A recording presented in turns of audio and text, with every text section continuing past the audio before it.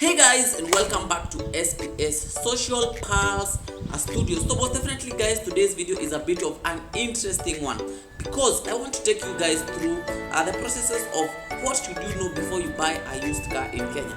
So when buying a used car in Kenya, there are several important things you should go through or you should check before you buy the car, because you have to be like really wise so that you can make also a wise decision. And here is a checklist guide to help you go through the process of buying a used car in Kenya. Take a look.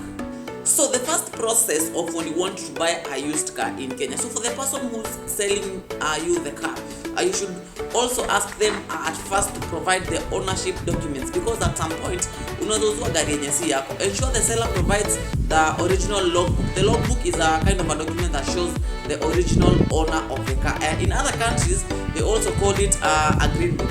And verify that the details match the seller's identification. Check the logbook for any outstanding loans, because pia mtu anaweza kuwa alibai gari na akumaliza kulipa. You should also check that and put that into consideration. So that is one of the first process. Identify owners identification. So that is one of the things that you should consider before getting to buy a used car in Kenya. For the person who's selling you, let them provide the documents that they bought the car with, the logbook or the green book. The second very important thing to consider when you're buying a used car in Kenya is now request the service history, because you can buy a car that has been very poorly maintained by the owner, like the previous owner from who you want to buy to. Tell them to provide you the service history so that you can know how regularly that car was being serviced, and because when the car is being properly serviced, it shows that it has been properly maintained. So consider asking for the service history. The third thing to consider when you're buying a used car in Kenya is mechanic's condition. If possible, have a trusted mechanic to just check you for the car if the car is well maintained and it have any mechanical issue, because you can see a car physically looking so good, but when you get to like purchase that car, it gets to disturb you sana. If possible, let them check the engine, transmission, brakes, suspension and overall condition of the vehicle, like in general. Have a trusted mechanic, and also if also possible, let the mechanic come from inside, because when they come from the other side, they might get a bit of some tip kidogo bribe, and they can even get to lie to you. So that's a one factor that you should consider before you buy a second-hand used car in Kenya. The other thing that you should consider before buying a used car in Kenya, you should ask for the accidental history, just to check if that car has been involved in an accident before. That is very important. Look for any signs of previous accidents or repairs. Check for mismatched paints on the car body and even panel gaps or signs of welding. You can also request a professional inspection to identify any hidden damage in the car. So that is a very important, because if the car has been involved in an accident before, most definitely it shows that it might have some future problems maybe when you get to purchase it. And also maybe that is the reason as to why the person who wants to sell the car wants to dispose the car, because they are running away from problems. And doesn't mean they should run away from their problems and bring the problems to you. So consider asking for the accidental history of the car, if any has happened before. Fifth thing that you should consider before you buy a used car in Kenya, and I know most of you guys don't know this, and this is one of actually the most important things to also consider before you buy a used car in Kenya. It is called the odometer reading. This one helps you know that the mileage that the car owner tells you the car has gone, it is not tampered with like before on the dashboard or on the place where it shows like the kilometers covered by the car, because most of these guys, they can actually reduce the number of the mileage that the car has covered just by twisting backwards the speedometer. So guys, you should be very careful, and you should use the odometer reading. That one helps you read the correct mileage that the car has covered. So consider that, and I know you guys didn't know that. Did you know that? I will drop it in the comment section down below to just let me know what you think about that odometer reading thing. Perfect. So the other thing that you should consider, actually this is the sixth thing that you should consider while buying a used car in Kenya. It's called the VIN, the vehicle identification number. You should verify the VIN against the details in the logbook to ensure they match. And you can also get to check the VIN of the car history report through the service, the companies that offer such services such as AutoCheck and CarMax and like many other, or even Carfax. There's another company called Carfax. They help you check the VIN, the vehicle identification number. Check the vehicle identification number you'll be given by the owner and go to the logbook and check if they match.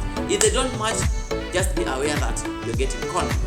The most important thing that you should do, you should never ever buy a car without considering to ask for a test drive before you get to do any transaction. Take the car for a test drive to evaluate its performance and handling. Pay attention to any unusual noises, vibration or warning lights during the drive. Ukiona imewasha any light pale kwa dashboard, jua hapa hivi mambo inaweza kuwa inaharibika. So that's one of the things that you should also consider, like sana. Be very careful. Ask for test drive. Ukisikia any kelele inatoka sijui wapi, if you see any signs of black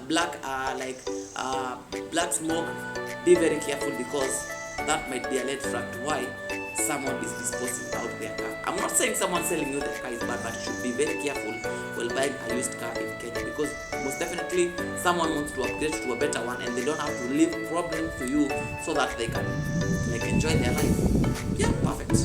The 10th thing to consider while buying a used car in Kenya is called the legal compliance. Ensure that the car complies with the legal requirements, including a valid insurance, roadworthiness certificate, and also that it has been given an inspection sticker. Because if it lacks all this, you're going to be put in a trap by the person who's selling the car to you. You can imagine driving a car without insurance. How risky can that even be? So you should be very careful, my guy.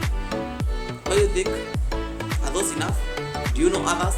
Drop it in the comment section below before I give you 3 more. And then we wrap up the video. And if you're watching a video for the first time in this channel, SPS Drive, click the subscribe button, share your video, this video, so that when they're getting to buy a car, they get to also see and consume this information. Perfect. So the other thing, the second last thing that I'm going to give you about buying a used car in Kenya is all about price comparison. Some other people can overcharge you like really a lot. Most definitely, and I've said this before, if you're like a first time car buyer, some other people might take that as an advantage of a price when they're like getting to sell a car to you. You should research the market value of the similar make and model to ensure that you are getting a fair price for the car. Get, like, if you want to buy a Toyota Fielder, and a Mazda, a Toyota Fielder, get to the internet. Like right now, we are lucky that the internet is there. Look for the prices of like a Toyota Fielder, compare with the prices that you're being given by the person who wants to sell the car to you.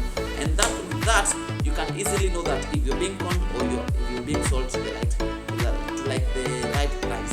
What do you think? The last thing that I will give you to this video is ownership transfer.